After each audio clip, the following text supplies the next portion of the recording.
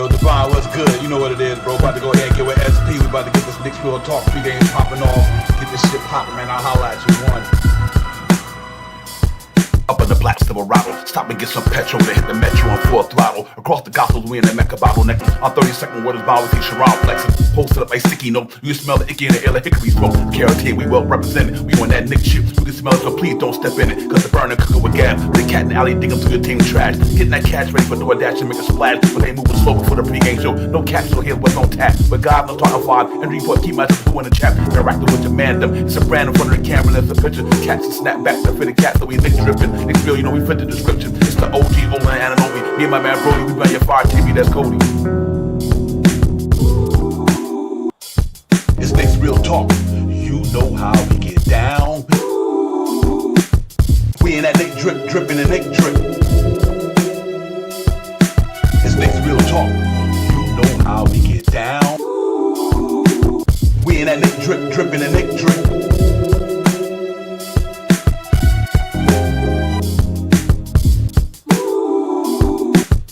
We in that Nick drip, dripping and Nick drip. It's Knicks Real Talk. You know how we get down. We in that Nick drip, dripping and Nick drip.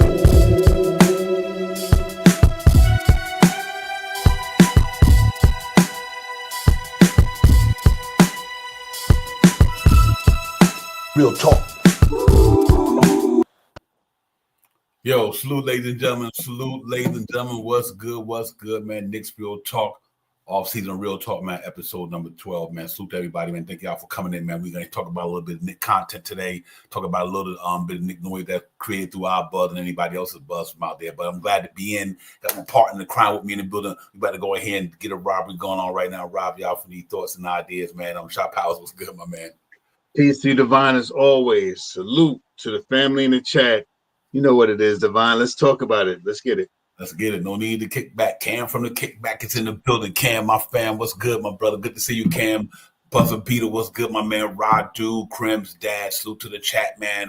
Brian, Darren, and Walter, man. Salute to all you guys, man. Appreciate y'all coming in. Listen, man, we in here, man. We're going to talk a little bit of Nick content today, man. Talk about a little of the stuff that was on our thoughts and ideas that we created.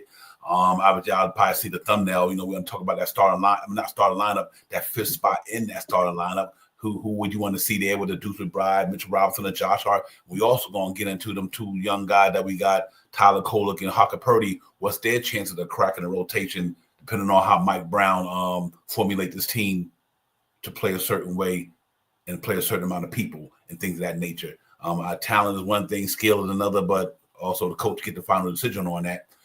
So we're gonna see if Haka Purdy can make some noise, man. They got a pretty deep roster. Still got an open roster spot to bring in there. They're looking to do some of these two-way signings coming up and all this stuff. So we got a lot of stuff to talk about, man. But we're gonna get in and have some fun with it, man. And I'm excited to be here with everybody, man. And real talk, hope y'all having a good summer. Everything going well. Some pretty nice, cool weather where I'm at a little bit, man. So I'm excited to get into it, man. And I hope y'all having a good one as well. Shop Powell, what's good with you, my man? Holla at me, man. How your summer going? What's going on with you? Everything good, man. You know what I mean? It's almost over. Fall weather is starting to hit a little bit, little cooler in the morning, hoodie weather and stuff like that. I ain't brung out the Timberlands yet because in the midday it's still a little hot, but it's soon to come. You know what I mean? So aside from that, that the change of weather means that the Knicks basketball is getting closer in the season for the baseball and beginning of the season for the basketball. And I'm ready to get into both of those things. So it is what it is, man. And I'm ready to sit here and talk it up with you and chop it up with you, Divine. Let's get it. Let's get it, man. Ladies and gentlemen, salute again to the chat again. But yeah, Shop, I just had some thoughts of me earlier. This team is pretty much got a pretty stacked team here. A lot of chance for guys to have a chance to get some spots there, but it's not too many that can be filled when you look at it from a talent perspective and salary-wise. Nick's got a lot of talent down there. We brought in two more talent that's most likely going to be in that rotation, and at least in the second unit for sure. Where Yabusele and Jordan Clarkson already having Deuce McBride there. Who else we got there? Mitchell Robinson, Josh Hart, maybe. It's not too many spots that they're going to have to be able to give to. Give out. So somebody gonna have to go in there and take somebody's spot, or who we think might be pretty much going to be there from what me and you been talking about over the summer. Once we signed Yabusele, then we kind of had our 9-man, 10-man rotation. But now we understand that it can go certain ways. So is Mike Brown going to shift it up with one of these guys that we talked about, Josh Hart, Deuce McBride, or one of them guys, and maybe find a way to, get one of them in the starting lineup and make the bench stronger. Either way it goes. But what's your thoughts on these guys, man? Going into this season with these three gentlemen right here. Do you think Mike Brown gonna put one of these guys in the starting lineup? Obviously, Josh Hart was there, but that could change anyway, man. What's your thoughts on these three guys on the screen and the possible chance to be that fifth starter? Any one of these guys right here on the screen as we watch is viable to be in the starting lineup. Any one of those guys, you know what I mean? And right now, if it ending of the year last season, it was more so of having the big lineup with Mitchell Robinson in there with Cat, and that is a good lineup. During the whole season last year, let's not forget, we won 51 games with Josh Hart starting the basketball. We won 51 games with Josh Hart playing almost 38 minutes a game. If we could reduce his minutes down to 30 minutes a game, 28 minutes a game, it changed the way he'd be if he becomes a starter. Mike Brown's, if I'm not mistaken, his intuition is to play a fast-paced basketball. Who better to have in the game playing fast-paced basketball? And I understand about the shooting. So if Josh Hart wants to start this year, he has to take that three-point shot. I believe if he shoots about 5 3-pointers this year and averages somewhere between 35 and 37% for shooting 5 3-pointers a year, that'll make him a threat. And the best lineups, every lineup that has Deuce McBride in the lineup is a good lineup. I think Deuce in the lineup, I think he's in the top. It was a 3 or 4 out of the five lineups, the starter lineup. I mean, the lineups, percentage wise. So it's no way. If you start Deuce, then you have Josh Hart and Clarkson in the backcourt. You know what I mean? With Mitchell Robinson and Yabusele. So, and then you'll run a 9-man rotation. And if you do it that way, maybe Pacome Daddier could get some minutes. And I mean, in the next segment, we didn't include him. But if you want Pacome to get a little bit of minutes, or even even Tyler Kolek, you want that to happen, you put Deuce in the starting lineup. So any one of those lineups can be effective and productive. It all depends on what the next one do. Me personally, I'm ready to start Josh Hart. I'm ready to start Josh Hart and let Clarkson and Deuce McBride be in that second unit. Yeah. You can't go wrong, ladies and gentlemen. You can't go wrong with either three of them. Either one of them, I meant to say, either one of them can go in there and still have an impact on that roster for sure. Let me shout out to Queen Darlene, Latoria was good, Johnny D was good, Just Nicks was good. I agree with Just Nicks them too. I like the Deuce McBride last year, and going into this year, I thought he can be a really good fit for that team because of just the way he play. You know what I mean? I thought he would be a good fit there. We know what Josh Hart could do. Like you said, this guy, Mr. Swiss Army knife for the New York Knicks. And the reason why they won games, like you said, Shop Hop, because what he did on that court and allowed the Knicks a lot of games when you thought they might need a key rebound here or a key hustle play here. He won a lot of games with the Knicks. Josh Hart, just in his hustle alone and his rebounding, top leading rebound on the team. And he did a lot of things, and so. But I would think that for me, if we want to expand Josh Hart game, I think he should be there with Jordan Clarkson because he don't have to worry about Anunoby. Yeah, Anunoby, Towns, and Jalen Brunson taking away something that he might want to do even more freely with his jump shot. The pressure one had to be on him with them guys. And man, I could see Deuce McBride or either one of them. Like I said, we know what Mitchell Robinson could do. And the reason why Mitchell Robinson, I would prefer him over all of them because I just believe in that what he could do for that front line with Cat up there. But I think Mike Brown, knowing him, he don't like to play a lot of big together. You know what I mean? But I think Deuce McBride 3 D, Bruce and Bride, Mikael Bridges, and Anunoby were some damn good wing defense, ladies and gentlemen. I'll tell you that right now.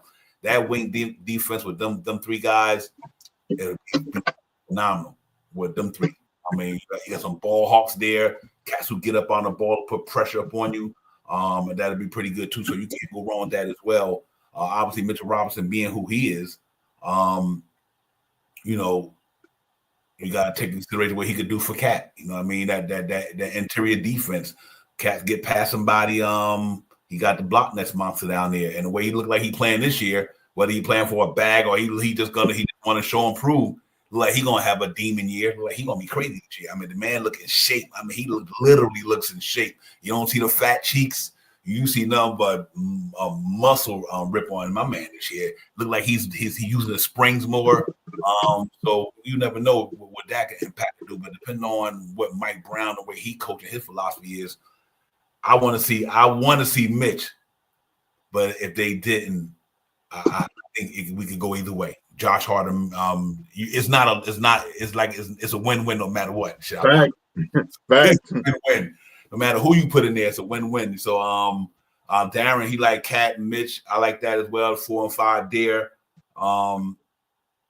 That's definitely when you play it. And if you know, maybe also let's see Shot Power if Mike Brown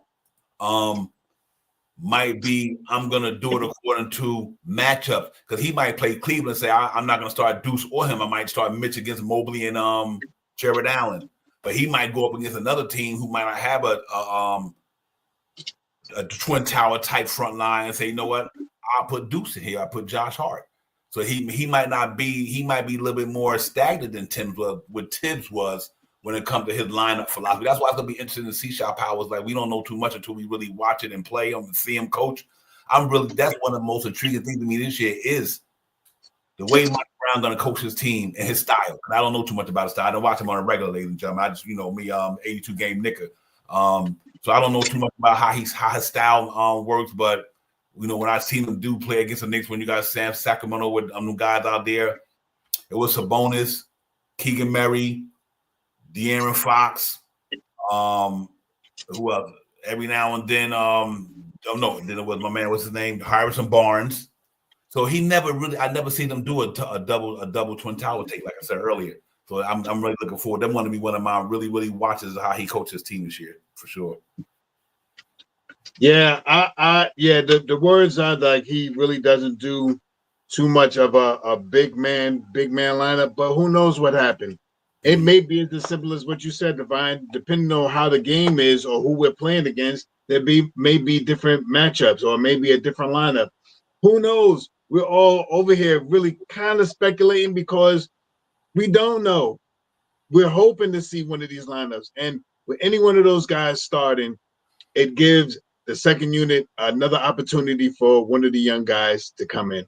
When we start Deuce McBride, then Kolek will probably get a little bit of minutes. If we start Josh Hart, Tyler, or Pacone could get some minutes. You know what I mean? And if we start Mitchell Robinson, then Haka Purdy would be the 10th man coming off the bench. So what can you work? The things that we worried about so much all these years going on is our young guys playing and getting some time to play and all this stuff. Then they're going to figure it out this year, because with one of those guys in the starting lineup, someone in the second unit is going to get, one of our younger guys is going to get substantial minutes this year coming off our bench. Okay. Yeah, I want to see how he's going to do that too, because he didn't have a problem playing rookies like Keon Ellis and them, far as I know, with guys like that. So I think if your game is your game and you better than the next one, then you cannot play him. You know what I mean? That ain't fair to him. If we go in training camp, any one of them young boys go in training camp and make the Knicks a better team, and then they should be playing, period. You know what I mean? That's what it boils down to. That's why if Bacone Daddy or Tyler Kolek or Haka Purdy go in training camp and Mike Brown, like they giving us a chance to win better than him, then you know what? That's why probably not only for money, but that's why you don't see the pressure to choose yet. That's why you don't see the campaigns yet. Right. That's why you don't see the champions yet. That's why I don't see none of these guys. The New York Knicks, like they might be like, yo, I don't need him. We got him right here. And if we don't get Ben Simmons, we don't get Brogdon, we don't get any. I'm still cool with that because I think we still got a contender team. You know what I mean? So I think that's going to allow him to give, which was pretty much our next segment. These guys a chance to play. I mean, rotation players, Haka Purdy and my man Tyler Cole. And that's what I thought about, ladies and gentlemen, real quick in the first segment. Why I said Deuce McBride starting, that was one of the main reasons that I wanted Deuce start, because if Deuce start, then Tyler Cole literally could be the backup point guard on the New York Knicks. And right now, you would hypothetically say Tyler Cole, Jordan Clarkson, Josh Hart, Yabusele, and Mitchell Robinson. Mm-hmm. That would pretty much be the reason why I could see them putting Deuce in the starting lineup. That gives that young man right there, if he's not traded or anything like that, when next month come around going into training camp, if he's not traded, that means he's gonna be a part of the roster. So I think for me, Deuce McBride plays a major part in him getting minutes.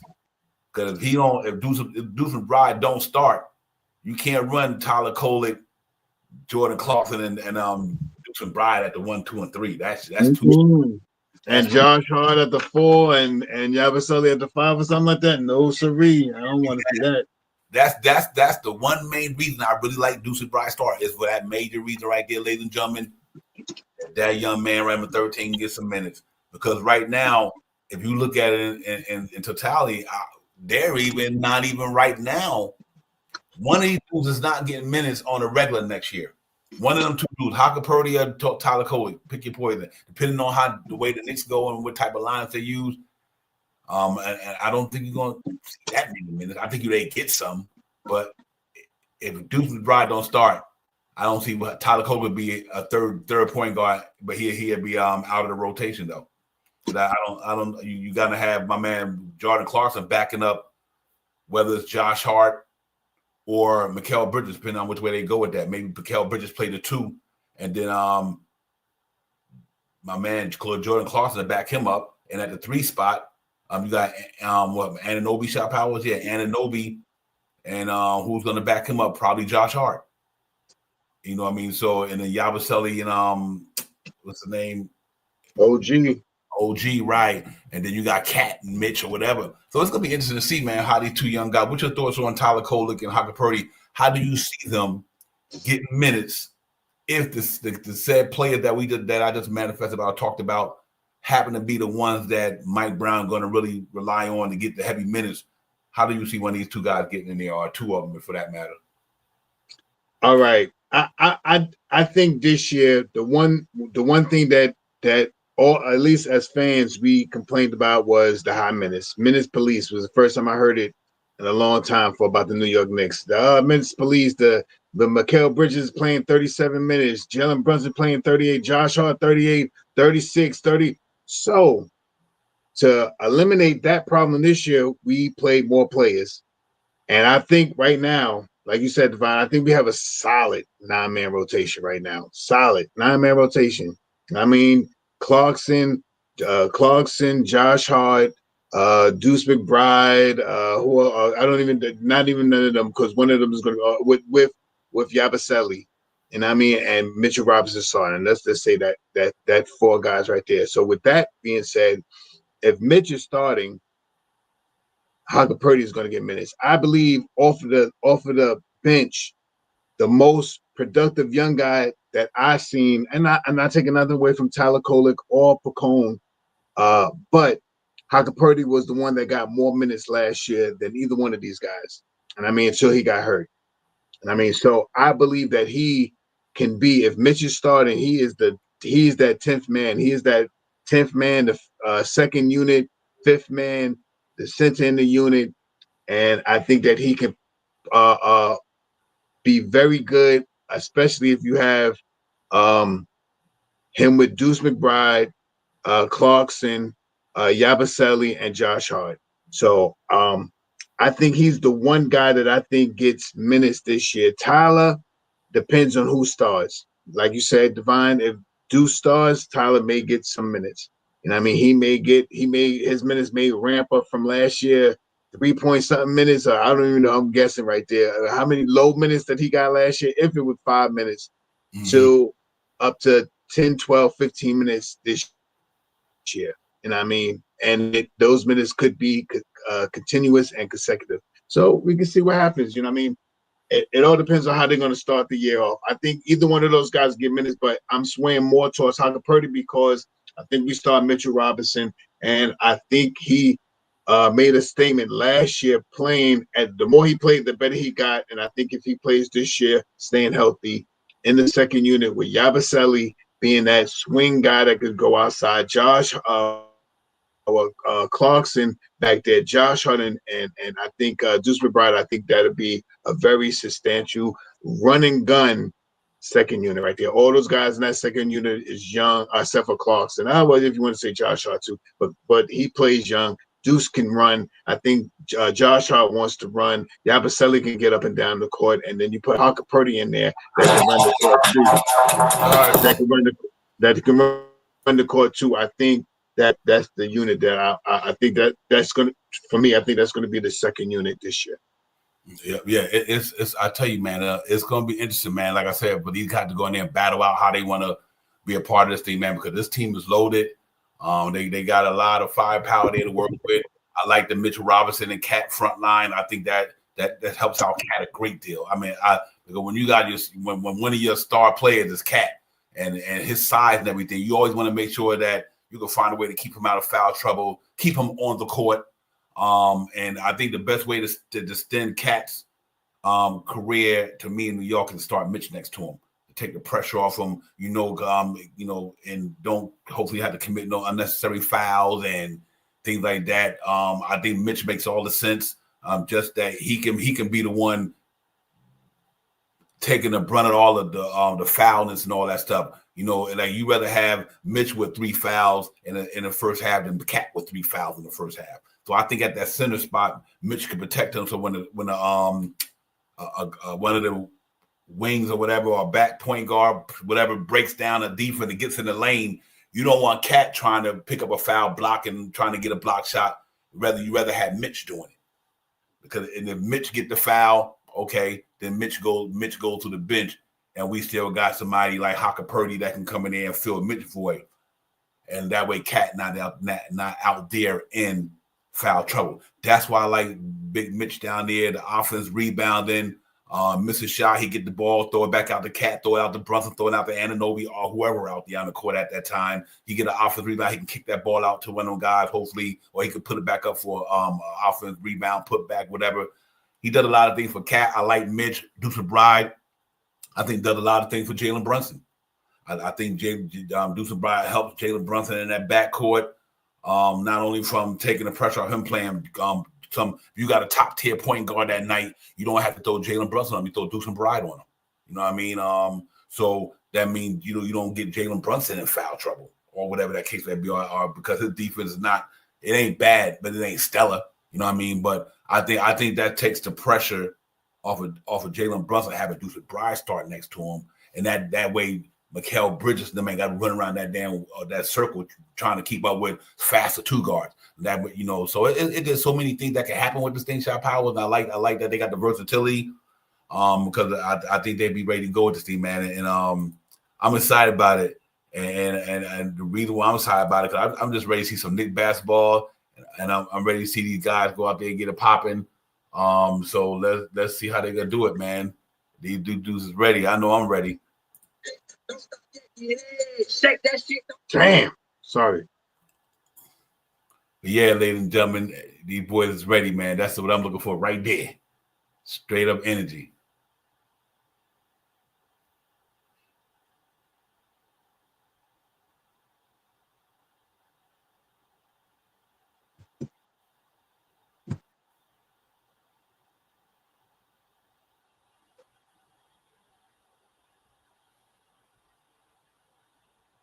It's gonna be a different team this year, man. Oh my God, that's gonna be fun to watch.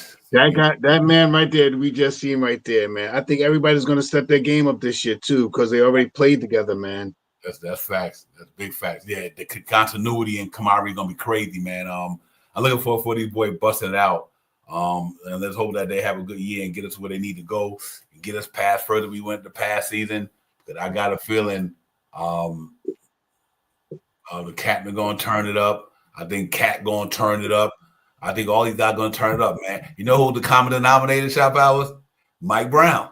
We already know. We already know what these guys can do. You know what I mean? We already know what the players can do. Now the only one we ain't sure of right now, at least in from a Knicks perspective, is Mike Brown. Like everybody else, we know what they can do. We know what Mike Brown can do for us coaching other teams, but we don't know how it was gonna be when he coached the Knicks. But if he come out there and his A game is on, this team gonna be pretty good because we got a good team over there. You know what I mean? 51 wins with a 65 without 65 games in the mid, without 17 from Brunson, this and that. No, a lot of injuries coming out the gate at the beginning of the season. If this team coming to training camp healthier than last year, nice team. See what some of these young guys going to be able to make it, whether DeWawa, whether it's Color Jr. or whoever. You got guys who got a chance to go out there and make the team. I don't know how many minutes they get, but they make the team, though. So it's going to be fun. We got about 8 weeks to go. Child Power, before you know it, believe it or not, they be heading to training camp in a couple of weeks, 2-3 weeks. You know what I mean? So it's going to be crazy for sure. Yeah, it went quick because we went so far. You know what I mean? And this right now is the lack time right now, August. Everybody's still on vacation, coming back, getting ready to gear up and stuff like that. On vacation, out working out, doing things like that, developing their game, shooting jump shots. One thing that we mentioned about Mitchell Robinson, in prior years, we see Mitchell Robinson, but he's always coming back from an injury. And when you see Mitchell Robinson in the gym, usually it's around his homeboys or some of his friends or something like that. And you see Mitchell Robinson putting it between his legs and he's crossing it over and he's shooting fadeaway 3-point shots and all that stuff. One thing I didn't see this year is Mitchell Robinson doing that. Not saying that he can or he didn't, but I did not see that. What I seen Mitchell Robinson was more defined, shooting free throws with a coach, playing big man with coaches. You know what I mean? Different and healthy this year. He's coming back off a healthy end of season last year, coming into a full season of being healthy. So he did different this year. You know what I mean? He's looking good. Everybody's shredding, getting chiseled, getting the G.I. Joe body, chiseled bodies and stuff like that. So I'm happy to see this team, and it's a lot of things with this team that's going to be, it's all up to Mike Brown. Yeah, fact. Hey, Fabian, I agree with you. The Fave said 51 wins last season with no established offense or bench, and he right. You can easily see 8 to 10 more games, and he 100% right with that. Knicks can easily win 60-some games. That's for sure. That's fact, Fabian. I appreciate that. And that's how I look at it as well. I mean, I just think these cats got a lot to work with. And ladies and gentlemen, check this out. And I think it's just cool for us to look at this and talk about it right quick. Look at this team last year. They scored 115 points. Me and Shop Powell talked about this here. Jalen Brunson, 26. Y'all stay with me on this too. 24 from Carl Towns, Ananobi 18, 17, 13, 9 for McBride. Now look what they scored last year. 115, 8. Now the next player after Deuce McBride was Campaign. 7 points a game, 6.9. And that's 115 points a game. If you add even just 7 more points from Jordan Clarkson, which he averaged 16 points a game last year for the whole season, but even if you add 7 points to Campaign's number, that's 7 more points to that 115, that's 122 points a game. That's just by replacing, only by the numbers, ladies and gentlemen, if they do their averages from last year. Campaign 6.9, 7 points a game. Jordan Clarkson 16 points a game. I'm going to go say even if Jordan Clarkson do 15 points a game, that's 8 more points, more than what Campaign was giving us. That's already 123. Now let's go to the next player. Pressure Chua is 6.6 a game. Let's say Yabusele just give us 3 more points a game. 9 points a game. Instead 9 points a game, instead of 6.6 a game. That's 125 points a game. And they added 2 players because one player gonna double up campaign scoring. Like if campaign scores set at according to his numbers now 6.9, and Jordan Clarkson scores 16. That's damn near 8 to 9, whatever points difference just from the average. And like I said, the next play was Pressure Achua, 6.6. So if Yabusele come in and give us that, we'd already went up almost 8 more points a game or whatever, scoring on to compared to what we did last year, 10 points actually. So, and that's not even counting who gonna do Landry Shamet numbers or Mitchell Robinson numbers. All this is an equation, but you think Mitchell only gonna score 5 points a game next year, ladies and gentlemen? I don't think so. I think Mitchell Robinson goes up to 8, 9 like he was averaging. You know what I mean? I think Mitch in a 24-minute game probably get you 3 dunks or whatever. You know what I mean? A couple of foul shots. That's what's so intriguing about this team, and that's not even counting. So to me, they got a chance to be a pretty good offense team next year. And if Mike Brown, knowing that he want to play a faster tempo shot powers and get up and down the floor a little bit more, it's really intriguing to see how this offense can really, really pop this year.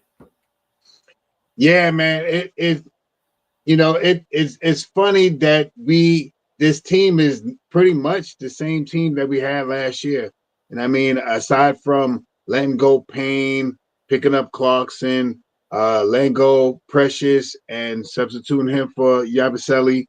And I mean, with just those 2 guys, the increase in scoring, one thing that we have to take into consideration, if Precious Achua last year and Landry Shamet would have started last year, I think the team would have won more wins last year also. And I mean, in my opinion, I think if they would have started, from game 1, I think we would have had way more wins and we would have had a more consistent second unit.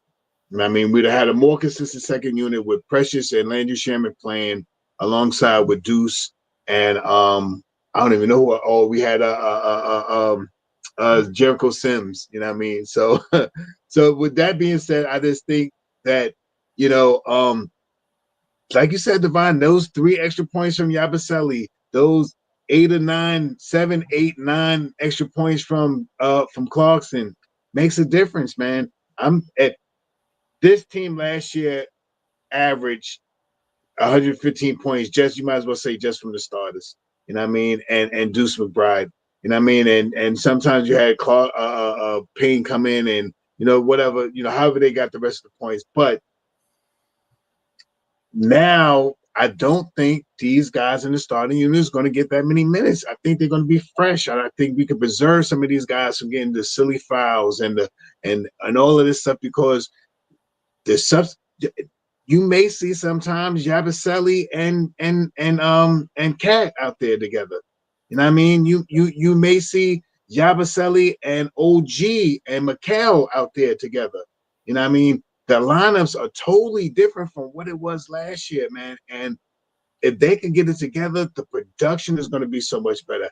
I've got the Knicks, I said 59 wins, but it easily could be somewhere in the 60 range. You know what I mean? Especially if they stay healthy with just by numbers. I'm not going by what I haven't seen anything because they haven't played no games, but by the number, you know what I mean, of percentage wise, what they score and stuff like that. The increase of Yabusele and Clarkson increases us from 30 to 22. If I think it was 22 with just the extra amount of points. You know what I mean? We were 23 points last year. We will be 36, 37 points. We will be, I think it was I'm right here in my computer. Why am I trying to, I didn't want to put my glasses on. But we will be almost middle of the team with just our bench. Our bench would increase from 23 to almost 40 points a game. So let's get it. Yeah, real talk. Yo, salute to the chat, man. Salute to everybody in the building, man. Thank y'all for coming in. If I didn't shout you out, man, I see you went in. That AP was good. Size 9 was popping. HRM was good, man. Salute to everybody, man. In the building. Real talk, man. But I'm Preddy was good. Boss was good. M is definitely gonna be what you said, Preddy, coming off a contract year, coming in the camp, hopefully injury free. Mitch is gonna be terrible, crazy this year, man. I mean terrible in a good way. People, ladies and gentlemen, New York Knicks did not have that coming into the season last year. Whether you think he's what he is, but coming out the gate healthy, coming out the gate in shape, coming out the gate, it's gonna that's something we didn't have last year. We still won 51 games out the gate. Him, no pressure to it, no Mitchell Robinson, no Landry Shamet coming out the gate. You know what I mean? They found the way to bob and weave and stay afloat. Had a good December last year. They tore December up last year. It was like something like 18-2. I don't know, some crazy number they had last year in December. And that's when the team really started rounding into shape after starting in October. November was kind of hit, feel your way through. But December, they killed it. And then obviously this cat still wasn't there. That's when you got my man Pressure Chua back. Then you got Shaman back. Then you got Mitch back. So, yeah, I'm looking for these guys. If they come out the gate with a little bit more healthiness to that roster, I mean, pretty good team. I think they would have been healthy last year. They could have did better than they did last year. But I like what they brought in here, man. I like Deuce Bride not have to have the pressure of being a main scorer because you got Jordan Clarkson now. I like that. I think that helps out Deuce Bride because he's a 3-and-D guy. You know what I mean? But now you got a guy like Clarkson in there that takes the pressure off of Deuce Bride, and so on and so on. If you got Josh Hart back there, then Josh Hart and Jordan Clarkson, then them veterans you need to run that second unit because that's the leadership in the second unit. The only person who was running last year with leadership was Deuce Bride, right by right. But out of the campaign, obviously. But his journey is different. But I do think having Clarkson and Josh Hart in that second unit with that veteran experience. So when the pressure gets tight in the second unit, they got some guys who can handle that pressure because they veterans. They've been around and they played enough basketball in the NBA where nothing surprises them. And that might be key coming down in this season when we trying to when we got the guys I started on a bench for a timeout or whatever, and we need these guys to make sure that this second unit don't blow a league or they know how to maintain or whatever the case may be. I think having Josh Hart and my man Jordan Clarkson is going to be amazing to me. I just think that's going to help that bench chemistry and camaraderie even more. So let's see how it goes, Shot Powers. But they got some good stuff to work with. So, let's see how it goes there, man. But other than that, man, ladies and gentlemen, like I said, 8 weeks, Shot Powers. Season be here. Knicks basketball be in full effect. One thing we do got to keep in mind, the only thing that I noticed, ladies and gentlemen, and I'll give it to Shot Powers, we still got to wonder what's going to happen with Mitch contract. Are they going to take a team-friendly deal that we hear out there, or what's going to happen with Mitch between now and the trading deadline? Or they do, because obviously if Knicks don't decide to keep him, they ain't going to let him go for nothing. So obviously, I don't think he get through. I don't think he gets, unless they're in contention or something, they don't care. Or the Knicks going to be able to find a way to give him some money. What's your thoughts on that, real quick? I don't even see him leaving now, nothing like that. But like I said, with this new CBA, you're going to lose somebody that you never thought you should have lost or you would want to keep anyway. Obviously, it's not about the favorite player, nothing like that. It's because of the way the salary cap is constructed now, the second apron nonsense and everything. It's hard for them to keep good players. You're going to lose somebody. What's your thoughts on him? Do you think he makes it through the trading deadline, or do you think that it's going to extend Mitchell Robinson real quick? There is a way that they could extend Mitchell Robinson and still keep him in the cap. They would have to sign him to something similar to what his deal is now, close to $15 million. If Mitch comes out this year and is averaging 12 points and 10 rebounds, he has outplayed that $15 million contract.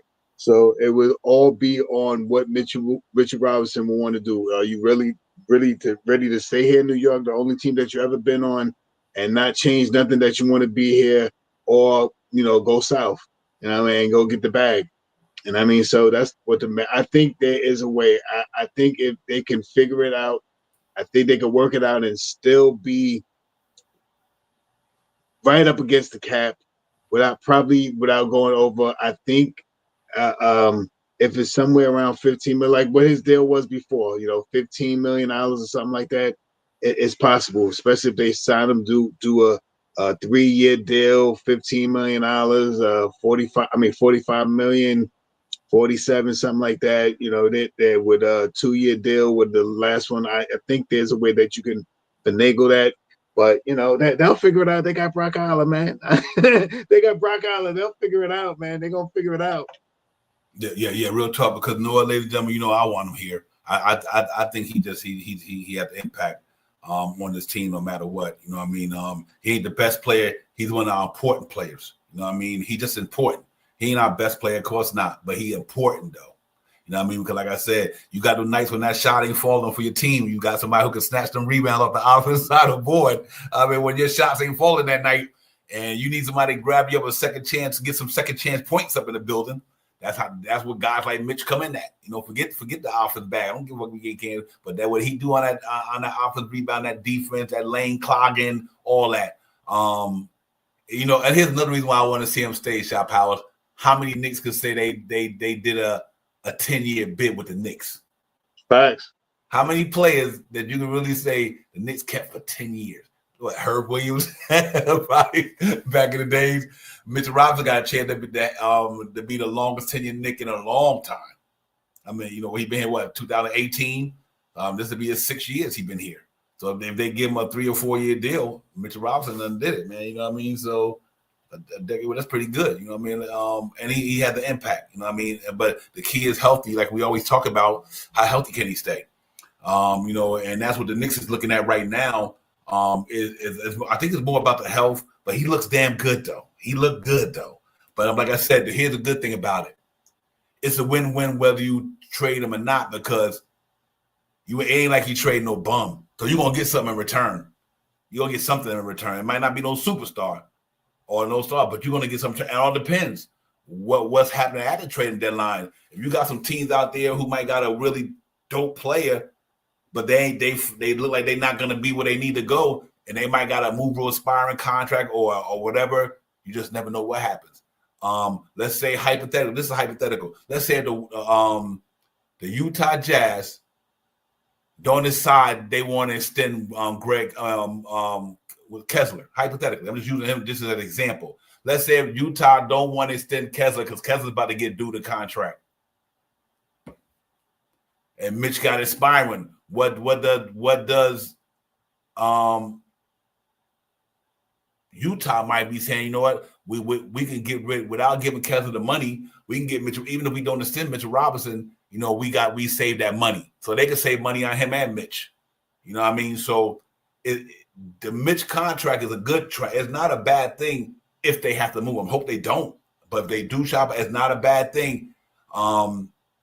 But what you seen what that man did in that second round series against Boston when he came down the floor and he got a 5 guard in one position, this shit, that shit is not, you can't teach that what Mitch do, ladies and gentlemen. Forget all the scoring stuff. We got enough scoring on this team.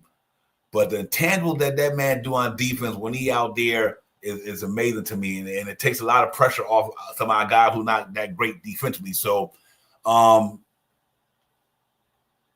whether you keep him or not, I think he will. I think he will be a viable asset one way or the other. But like I said, ladies and gentlemen, let you get in all fairness, give Mitchell Robinson a chance to come in the way he's coming in now, and I mean that sincerely, because he didn't play well against the Pacers. He played well against Detroit and them and Baltimore. He didn't play well against the Pacers, and rightfully so. He had a bad series. But we also got to consider where the man came from at that time, where he got to where he had, with only playing maybe a quarter of the season or less. So let's see how it goes. I don't know what's going to happen with Mitch, but right now he is on the Knicks right now, ladies and gentlemen. And if he's on the Knicks, hopefully, he go out there and have a good year, Sharp Powers, and he get it popping for us. Yeah, I don't think I mean, we talk about it a lot, about the old regime, about Mitch is the last of the Mohegans over here, the eldest Nick over here and stuff like that. But the benefit of Mitchell Robinson is what he does best. He makes teams go east and west. He makes it negative for you to go north and south to contest them. So they'll make the decision. I would love to see Mitch here, like you said, 10, 12 year retire. He has the New York Knicks. Got captured 1 or 2 rings here, something like that. That'd be beautiful. I would love to see that happen. And it is possible this year. This is a year that the Knicks right now, the Cavs just had someone get hurt. I've got the guy name, curly head dude. He does Strauss. He hurt now. That makes them a little bit weaker. He's big part of their lineup over there. I think he won't be back until maybe almost the trade deadline or February or something like that. So, and I mean, this is our year, especially in the East. And I mean, we have to be diligent and dedicated. And I think in the East, there's no, in my opinion, a healthy Mitchell Robinson, there's no center in the East that can deal with him. Not no Embiid, not no John, none of them. None of them can, none of them. He didn't showed up big time against all of them. I remember one time, the first time I ever seen him, one of the most memorable times, Mitch got dunked on by Giannis. Boom, threw it on him. Oh my gosh. Mitch went down the next play and threw it right back on him. Boom. I was like, okay, there we go. And so in the East, Mitch Robinson is, for me, the most dominated center in the East right now. No one, in my opinion, I don't see no one else that could do what Mitchell Robinson does. Maybe not score as good, but that North and South is real with Mitchell Robinson. He makes players go east and west. Oh, Mitchell Robinson don't block shots no more. You want to know why? Because they don't contest him. So I think he's going to be an integral part of what we do going down the line to win this championship this year. Yeah. I'm not even trying to defend Mitch. Let's say let's put that last year's Mitch season. Let's say if it was another player, and this is important. That man wasn't able to play basketball from the time he got hurt against Philly. From the time he got hurt against Philly in the playoffs to last year with 17 games left in the season. Think about that, ladies and gentlemen. You didn't get to play. He didn't even get to go past. Once he got hurt against Joel Embiid and them in the playoffs that year, Mitchell Robinson did not play basketball all the way until last year, 17 games left in the season. I mean, literally couldn't even play basketball. So you cannot expect a person like that. And I don't want to use Mitchell. I wish I could use another name and somebody went through the same thing that he went through. I'm just trying to make a point there. If one of us hurt our leg, or one of us break our leg, that leg is not gonna be the same as soon as you get the cast off, I guess. You know what I mean? Because you got to work the memory muscles back into shape. You got to get the strength back in your leg. You got to do all of that. Take time. It does. It takes time. This is not no Mitch thing. It's just a reality thing. If you break something, it got to heal first, which takes time. Then you got to get the muscle memory back into the thing that you broke, whether your arm, whatever. It takes time. So put all that in this reason why he played the way he played. I guess I'm trying to make the point is the way Mitch played coming back last year is not even a total Mitch thing. Because if he was 100% healthy, he plays way different than that. See, we trying to judge this man after not playing almost a year of basketball, Shop Howard. You see what I'm trying to say? So he couldn't really do too much to work on his game because he couldn't do. He hurt his foot. He was injured. That's why I want to see him now. From what I see out there, the way he working out, the way he look cut, the way he working in the gym. That's now I want to really get to see him come into the season like that. Then we could really say, okay, you know what? He looks totally different than he did going in the playoffs last year. That's one of the reasons why I want to see Mitch so much and why I'm banking on him. Because not only is a contract year for him, if he want to get a bigger bag, he's going to show us, this year. He's going to show us butt this year because he's playing for a bigger contract. So that shit could pay dividends for the Knicks. And the Knicks won 51 games last year, and he only played 17 of them. And just his rebound and his defense, like I said, you think Cat had a good year last year. Watch Cat year this year with Mitch Robinson next to him. What now? He don't got to burn all that energy chasing these centers around, and had to worry about getting in foul trouble. Cat gonna have one of them crazy years this year if Robinson starts beginning of the season and the shape the way he is. Watch Cat numbers next year, lady. And Cat had a phenomenal game numbers last year.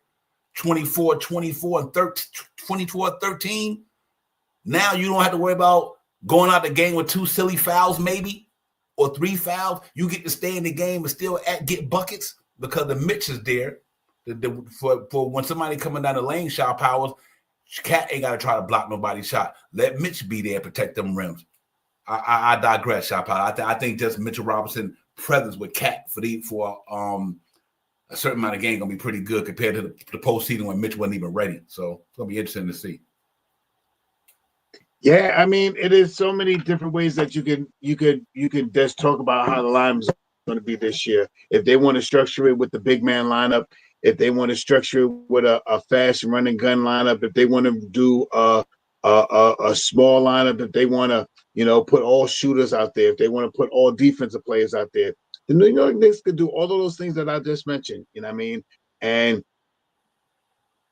the biggest thing this year is how good can the defense hold up?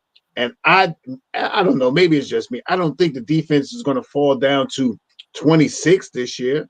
You know what I mean? I don't think the defense is going to be 22 this year. You know what I mean? We got OG on there. We got McHale on there. We got Mitchell Robinson. You know what I mean? Yabusele is not a turnstile. You know what I mean? Deuce McBride.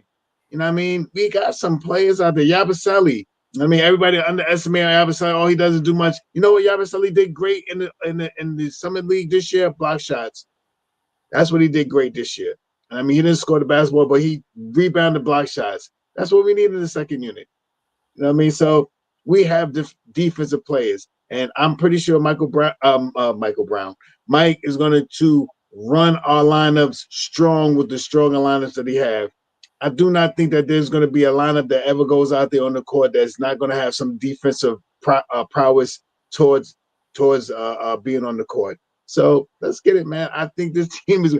I like I said, I got this team winning 59 wins this year, just off paper, just off the numbers that I'm looking at and stuff like that. I went through the whole thing. I think 59 wins. You know what I mean? And I think that the team could be about 118 points a game. You know what I mean? So that's what I'm thinking from the numbers that I see. So if it's anything like what I see, we're going to have a real good year, man. We're going to be on here talking more positive about the Knicks and what Mike Brown is doing this year than talking negative. Yeah. Listen, one player, unless you're a superstar, don't change whether a team win 9 games or 15 games. Right. Mitch is not the end-all, be-all. He is an important piece of the Knicks. Knicks don't win 80 games because of Mitchell Robinson. They win 80 games because of the players that's playing with Mitchell Robinson. It's not like this guy. We not making Mitchell Robinson to be some savior for the Knicks. No, but you cannot deny some of the things that he do when he's on his game impacts the way the Knicks win basketball games. You can't deny that. That's crazy. What Mitchell Robinson does for the Knicks, yeah, he you know what? The Knicks didn't lose in the 6th round last year in the Eastern Conference Finals against it because of Mitchell Robinson. So they lost because they shot 29% from the 3-point area. Facts. 60% from the charity stripe. They didn't lose because they didn't get because of Mitch. They lost because they offense stunk it up from the 3-point line. Go look at the numbers. They shot 29% in that series. You can't do that. And they shot 67% in the most crucial game in that series. That's why they lost. The year before that, when they went to 7 games, could have been another reason why they lost, but it wasn't because of Mitch. Let's keep it $150 up here. The Knicks got a good team. I think Mitchell Robinson helps them out a great deal, but he ain't the end-all be-all, but he's going to help them out. He's just going to help them out. Name somebody on the Knicks when Mitchell Robinson's on the floor, and this is real talk. Name anybody on that Knicks team right now, even last year, who could do what Mitch do at his level. Name me one player on that team right now who can impact, name a better other than Josh, who offense rebound better than Mitch, who holds the middle down better than Mitch, who also shots better than Mitch, who keeps the defense honest better than Mitchell Robinson. Nobody on that team. Nobody. Literally. And y'all seen what happened when he wasn't there. Our strongest points, the point guard and the center spot last year was our most challenging areas, ladies and gentlemen, when it came to defense. Jalen Brunson, and there's no knock on them. No, not everybody's a defense player. Some people play defense, some people don't play defense. Good. So Jalen Brunson and Karl-Anthony Towns was our kind of, I don't want to say weakest link because they both play defense. They just not that. That's not their bag. That's not a part of their bag. It's playing defense. Other than Jalen Brunson taking charges when they get up there and swat a couple shots, Cat can make it happen. But that's not what they're there for. But Mitchell Robinson is there for that. See, Cat and Brunson not there to do that. Mitchell Robinson is there to do that. And I think that's the reason why you got to think about this team in the long run without Mitchell Robinson or a center who could do what Mitchell Robinson do. We only got to use Mitch. Haka Purdy not there yet. I think he will get there, but I don't think he's Mitchell Robinson because his footwork got improved to me on the defense side of the ball. You know what I mean? And if Haka Purdy can get to that Mitch level, then I think they will. But I think the Knicks does want to keep him. I don't know if they can. And if they don't, they go get somebody. Whoever they get, hopefully they can come in here and fulfill the void. He's a good asset shop out. That's what I'm really trying to say. Even if he's not on the Knicks, he's a good asset for somebody. So whoever get him gonna be happy with him because of what he can do. You know what I mean? And his style of play in this modern NBA, he can go out there and get it. He can go around that whole perimeter. Nowhere on that basketball court Mitchell Robinson can't play, and that's important. When you got guys who's 7 foot who can shoot jump shots now, 7 foot shooting 3-point shots now.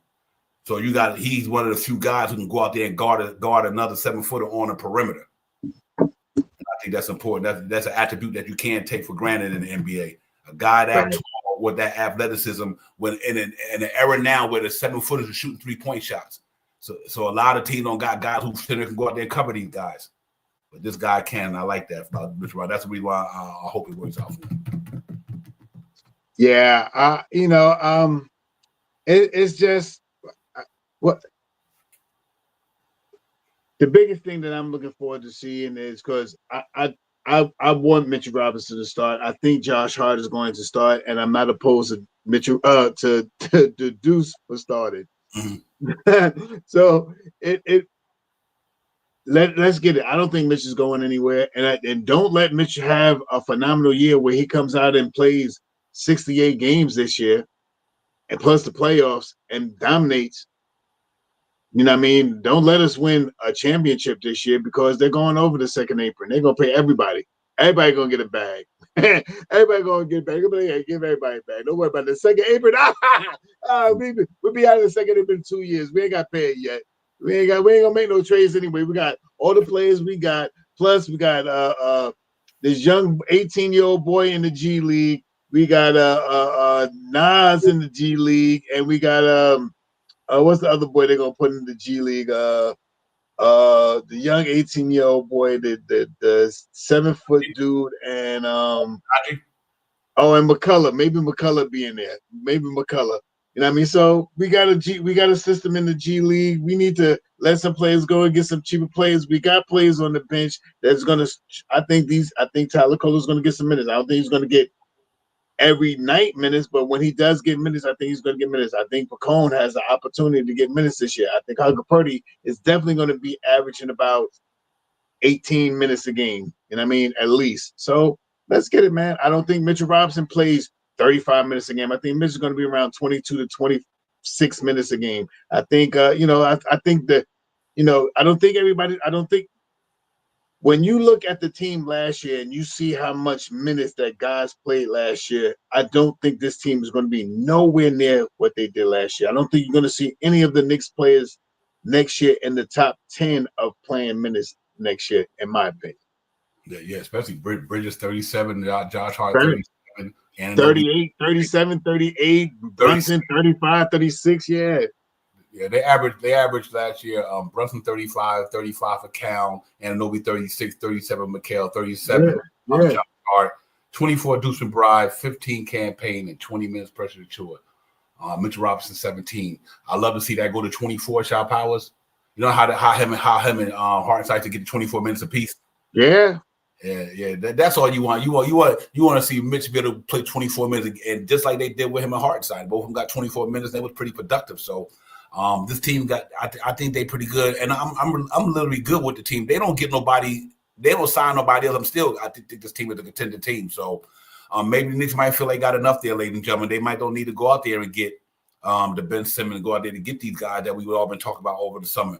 The New York Knicks might feel like we got enough here. We got a couple of young guys that we think can establish themselves to give us the minutes we need to reserve some of these other guys. They got a deep team. So even if Tyler Kohler give minutes to Haka Purdy, they got enough talent around them to cover their how would I say, the level of their game to cover them. And let's see how it goes. So maybe having a Jordan Clarkson in there might take the pressure off of Tyler Colin. You know what I mean? Having guys, like my man Yabusele might take the pressure off of Haka Purdy. I don't know. You know what I mean? I think whatever they do, they're gonna do it for to make the team better. But at the same time, whoever they get, ladies and gentlemen, I hope they play him. Like if you sign anybody, it don't make sense to me to bring in nobody if you ain't gonna play him, because you might as well let them other young boys play. Right. Might as well let the young boys. Don't bring in somebody in here if they're not gonna play him. That absolutely makes no sense to me. You know what I mean? Let Dawawa and them guys and whoever go out there and do what they do. And I love Shaman, so I can see him doing Shaman. I think Shaman's defense, the offense, 3-point shooting. You never want to not have a guy like that, just in case somebody get injured one night or injuries happen in the course of a season. So you're always gonna have to make sure that whoever get injured, the guy can come and at least play semi close to what he could do. You know what I mean? That was our problem last year when Jalen Brunson went down. We didn't have nobody who could do kind of what Jalen, not even close to it. You know what I mean? So I think Shaman would be that one who, if he's willing to accept the role he might be offering Shot Powers, I don't is the Knicks sign Shaman, ladies and gentlemen, do y'all think Shaman gets in the rotation? Because if not, Shaman might don't want to come here and sit on no bench and don't play. So it might not even be about the Knicks. It might not be about the Knicks don't want him. Shaman might feel like, listen, I think I got enough for me to be in a rotation. I'm not a PJ Tucker type guy yet. He might feel after the year he had with the Knicks last year. So it's going to be interesting to see how that rolls out with him. Not because the Knicks don't need him or he don't want him. Does Shaman want to come back to New York and do not be in the rotation at this stage in his career when he still might have a chance to go to another contender team and play? So it's going to be really interesting to see, man. And the NBA is a big thing. Somebody always get injured, ladies and gentlemen. And not only that, a lot of coaches know Shaman's character, ladies and gentlemen. Shaman done played with Ty Lue. Shaman done played with a lot of coaches who know and understand how he get down. And for his money, that when he's willing to take, I don't give it a vet minimum, you never know. Who's to know? Ty Lue might say, you know what? I'm going to bring Shaman back out here. He know the system. He's a good defense player for us. He knocked down big 3-point shots in the playoffs for us a couple of times. So, there's always room for a player who got talent. It might not be on this team. Nobody know what another NBA executive is thinking unless you literally in their office. Shaman, guys like that dealing right, they might not be on the team right now. That don't mean they won't be. But like I said, some teams are just waiting to see how they want to operate before the season starts, or see what young guy that they had in training in summer league. Say, okay, you know what? Since summer league, this guy haven't showed me this. Maybe I need this vet here. There's always room for a good talent NBA player. That's why we signed PJ Tucker. It wasn't no. He's an NBA player, ladies and gentlemen, and guys like Shaman are professionals. They're professionals, real professionals. I'm not just talking about these cats are good character guys, good locker room guys, and today's NBA coaches look for that. So that's why the Knicks want him back. And listen, President Chua hadn't even signed yet. There's a lot of Knicks who haven't signed yet. Campaign is not with nobody, but it's a lot of other teams who got guys who haven't signed yet. Neither shit. Russell Westbrook, Ben Simmons. I don't think it had anything to do with that they're not worthy of playing. I mean, it's just that team just hadn't made no moves yet. You know what I mean? So we'll see how it goes. We don't know what shoe gonna drop. But it's not always about I need you to come on my team and score this many points. No, I need you to have an impact on my team in some way. Look at PJ Tucker had a big impact on our team in some way.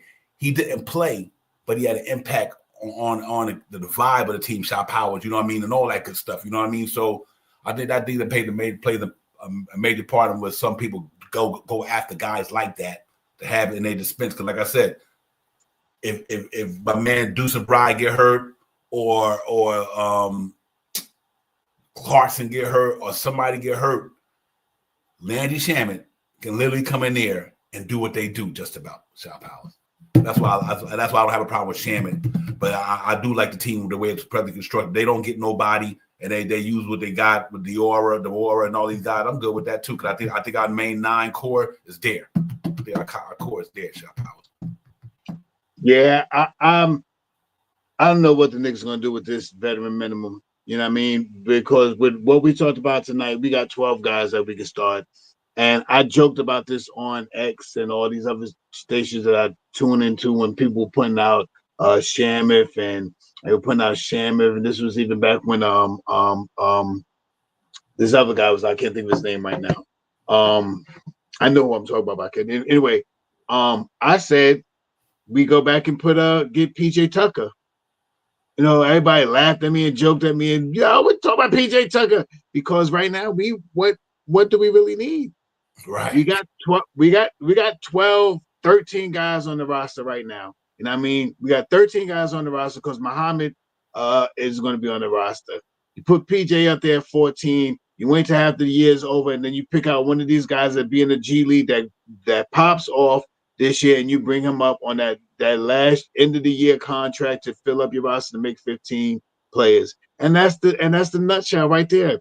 We really don't need what we were looking for is someone like that. But if Pacone come in here this year and he's shooting 36% from 3-point land, or Tyler Kohler gets in here and he is averaging 6 points and 4 assists off the bench, you know what I mean, with a steal or something like that.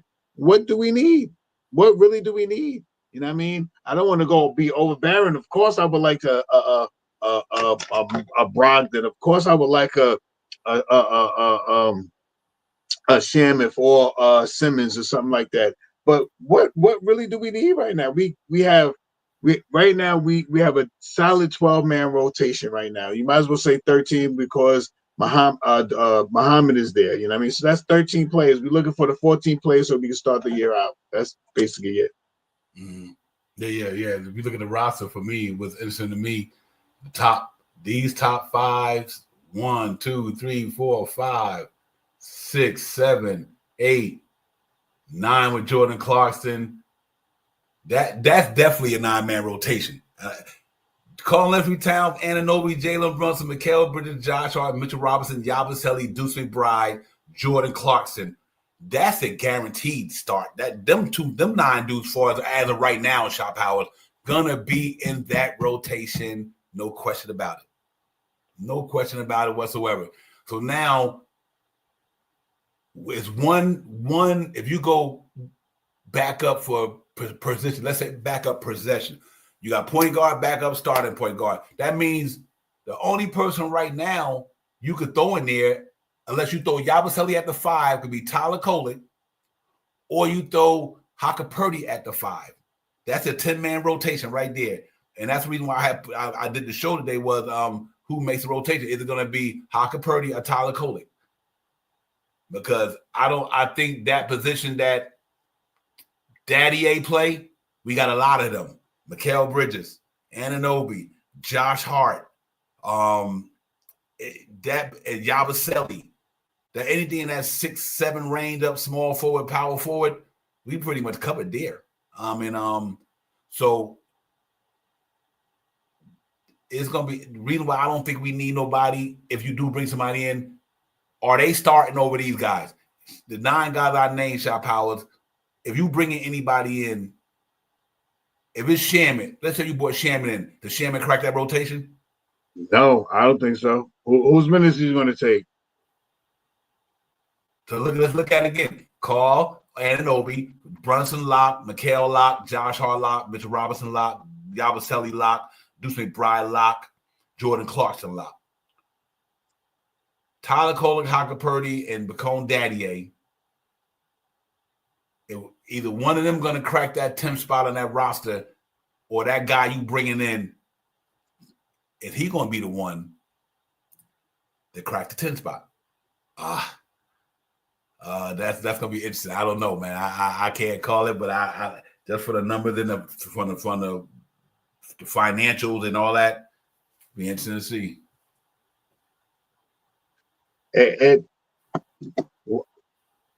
Oh, we'll know after this weekend, Monday, Tuesday, Wednesday next week coming up. I think there'll be something might drop.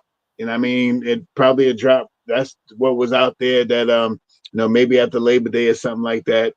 You know what I mean? So let's see, because realistically, if we put Sham, if we put Simmons in there, you know what I mean? We would really have to fit him in to take away one of these guys' spots. If we put Simmons in there, we in actuality, if you put Simmons, you would probably I would start him.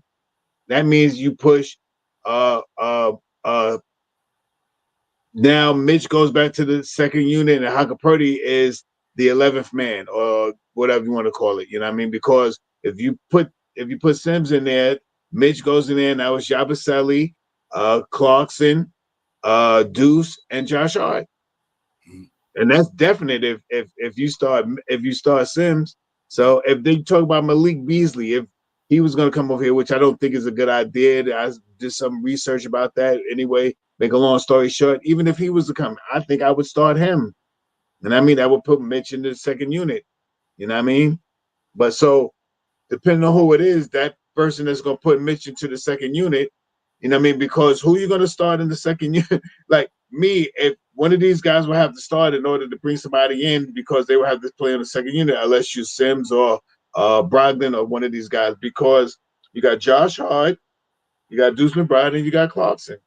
Who's going to start over three of those guys? Who's going to start over Deuce?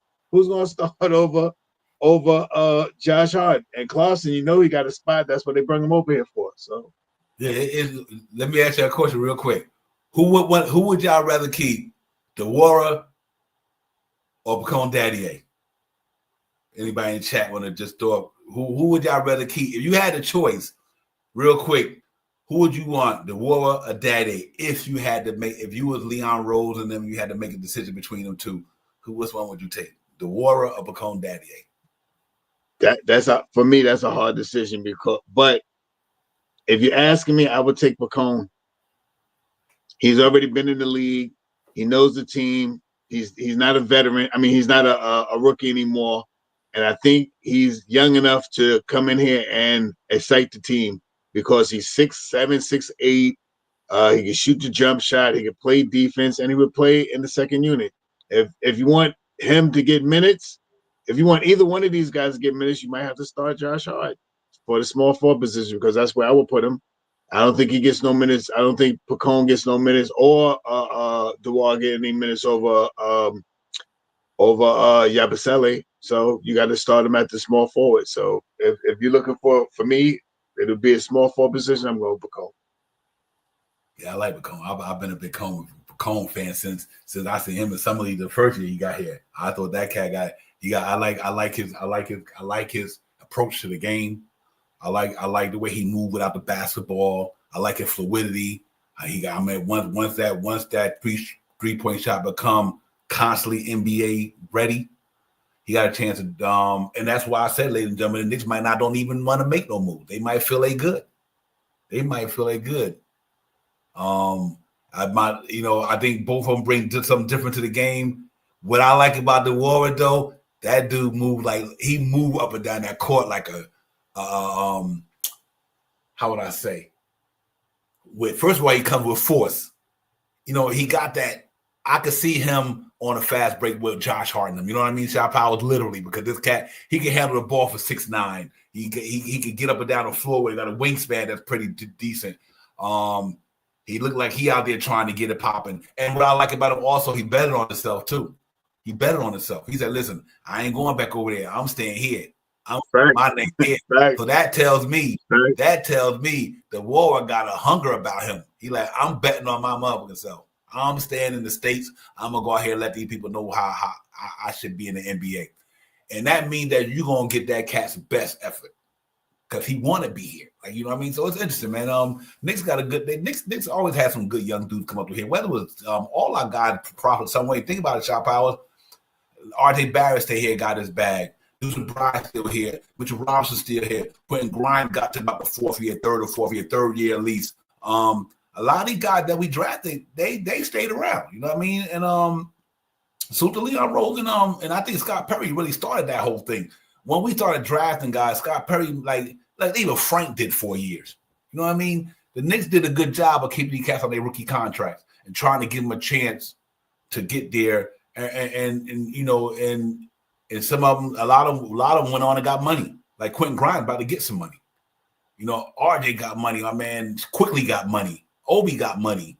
You know, so Knicks did a good job of letting these young guys develop in their system and going out there and try to get greener pastures, per se. And I think we got a group of really good young ones. I think Hot Purdy. I keep saying Hawker Purdy. It's Hot Purdy. My man Peaceway had to correct me on that on the comment section. I think appreciate that Peaceway, but it's Hot Purdy. I keep saying Hawker Purdy or whatever. Y'all pardon me for that. That's some senior moments. But we got a good Tyler Coley, tough spot for him, depending on what happens with Deuce McBride. I think if Deuce McBride don't get in that starting lineup, I don't know what happens with Tyler Coley. I think he can back up Jalen Brunson. I think he can if Deuce McBride starts. That's the only thing he for there. But other than that, let's get ready for the season, ladies and gentlemen. 8 more weeks before you know it. The training camp will be here in this couple of weeks, rather. And you know, needs to go out there and get ready to get it popping. I'm excited about the season coming forward, man. I'm expecting our boy to do some good things this year. I'm expecting them to go pretty deep this year. And they got a healthier roster coming back, a more in sync roster. And don't get me wrong, ladies and gentlemen, you know, that's the optimism side. The pessimism side, I mean, if they don't put the shit together, they can get their ass smoked. I mean, let's not get it twisted. So, I mean, being optimistic about the team is one thing, but if they don't bring their game and the way they both play, it's a lot of teams in the East that got better. It's a lot of teams in there looking to get back to where they wanted to go. Shit, I'm gonna tell you something, y'all. We better not sleep on them. No, I'm not worried about them. Don't count Jason Tatum them out yet. Jason Tatum mess around, be back for the playoffs. You know what I mean? And things of that nature. Philly looking to try to prove everybody wrong with Joel Embiid and all them guys. McClain coming back, Embiid, Maxey, Embiid, for Jordan. On paper, they got a good team. They just were so decimated last year. That's why my man Yabusele had a chance to get a lot of good minutes and get him a little bag because he got to play a lot of minutes over there because of the injury. But they're gonna looking to get back. You see what Orlando done. You see what Atlanta done. We know Detroit got a team. You know what I mean, the East ain't gonna be no walkover, but I still do believe the team to beat to me is Cleveland and the Knicks. I think I'm gonna go out there. I think losing Miles Turner, see how Halliburton respond from that injury. That remained to be seen. That they did sign. I think my man back shop Howard. What's the better name? He was there and he left and he came back. Everybody was wanted to get him, but I think so far James Wiseman, and they got and they got Isaiah Jackson coming back this year.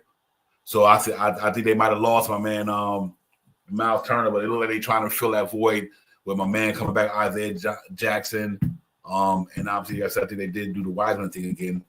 So let's see, man. But I know our team gonna be ready to get out there and get it popping. It should be a fun year in New York. I'm looking forward to this one, man. We be locked in on this because we all think our team that we all got high expectations for these guys. Let's see how it goes, man. I think they gonna get it done this year. I think this is the year Knicks get to the finals. I mean, y'all already heard me say it right now today, so that way I don't be. Y'all know I'm sticking to it.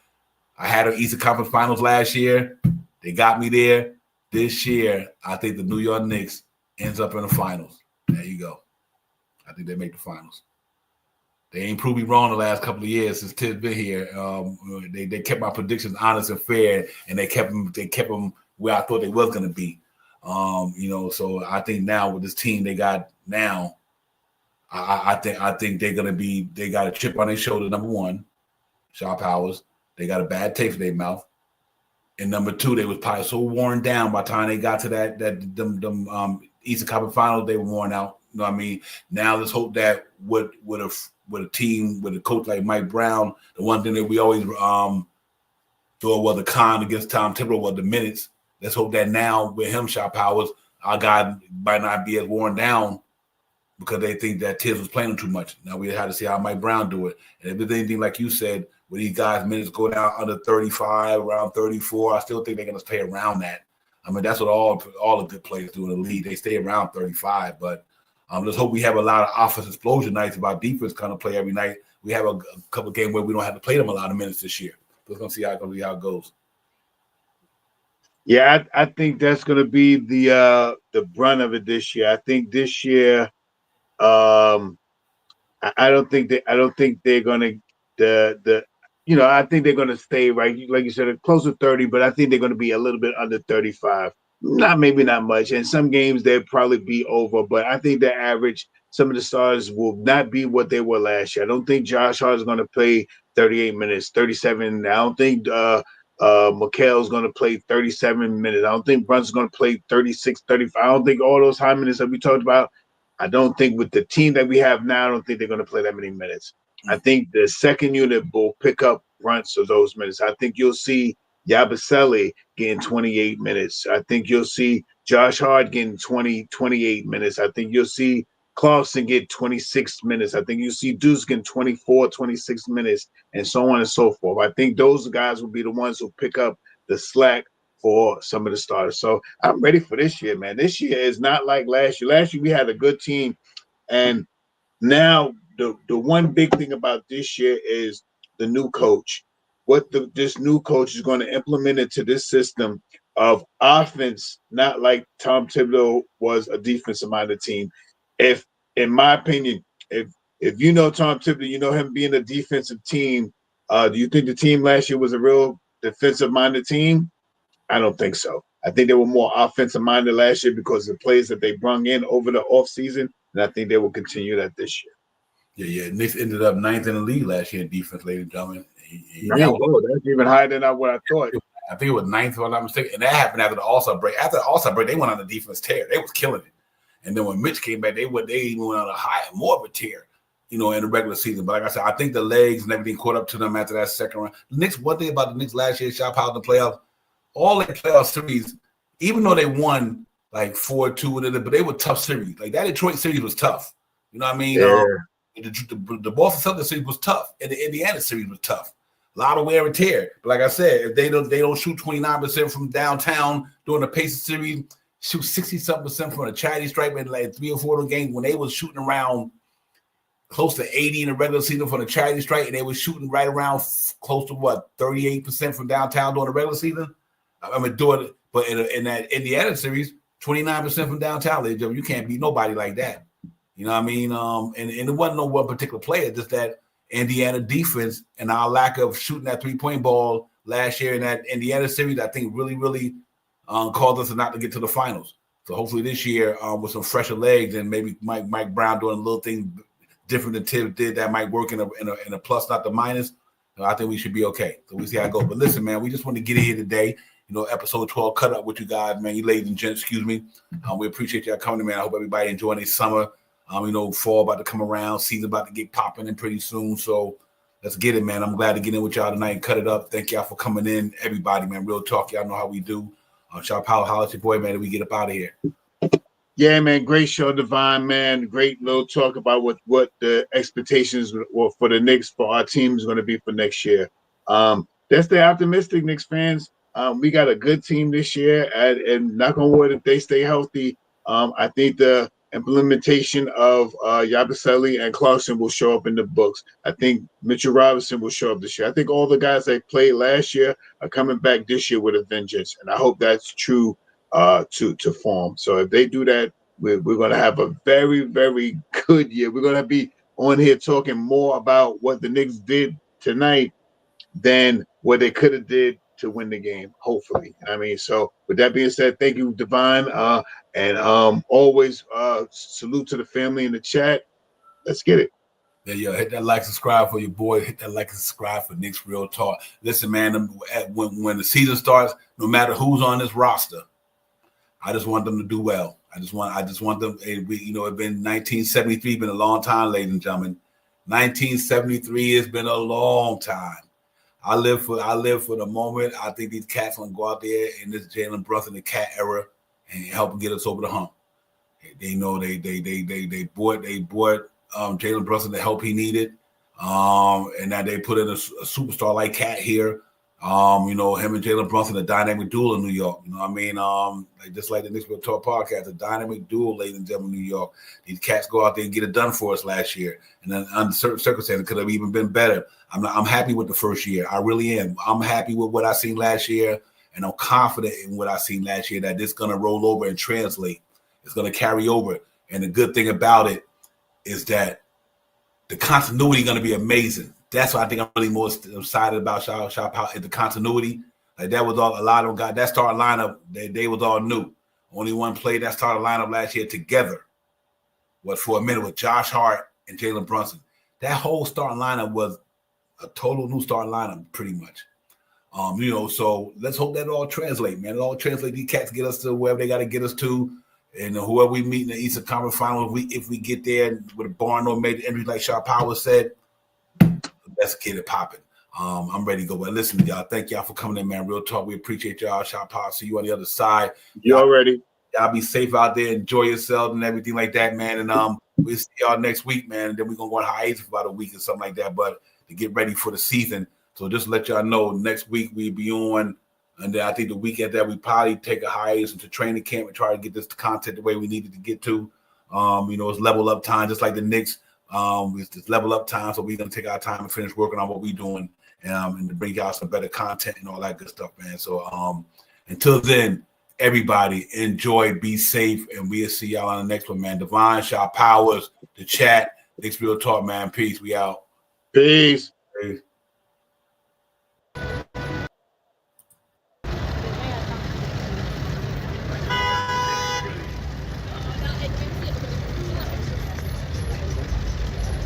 Yo, Divine, what's good? You know what it is, bro. About to go ahead and get with SP. We about to get this Knicks Real Talk pregame popping off. Get this shit popping, man. I'll holler at you one. Up in the black silver rattle, stop and get some petrol, hit the metro on full throttle. Across the gospels, we in the Mecca bottleneck. On 32nd, where this bottle with Sharon flexing. Posted up like sticky note. You can smell the icky in the air like hickory smoke. Carrot here, we well represented. We on that Nick shit. You can smell it, so please don't step in it. Cause the burner cooking with gas. The cat in the alley dig them through your team trash. Getting that cash ready for DoorDash and make a splash. But they moving slow before the pregame show. No cash, so here's what's on tap. But God knows talking five. And report keep my two in the chat. Interacting with your man them. It's a brand in front of the camera. There's a picture. Cats and snap back to fit the cat. So we Nick dripping. Nick feel, you know, we fit the description. It's the OG, Olin, and Ananobi. Me and my man Brody, we run your fire TV, that's Cody. It's Knicks Real Talk. You know how we get down. We in that Nick drip, dripping and Nick drip. It's Knicks Real Talk. You know how we get down. We in that Nick drip, dripping and Nick drip.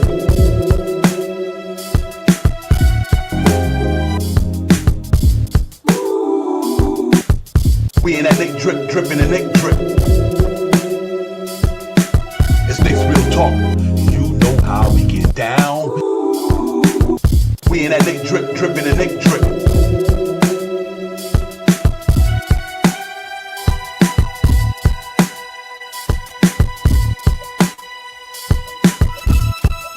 Real Talk.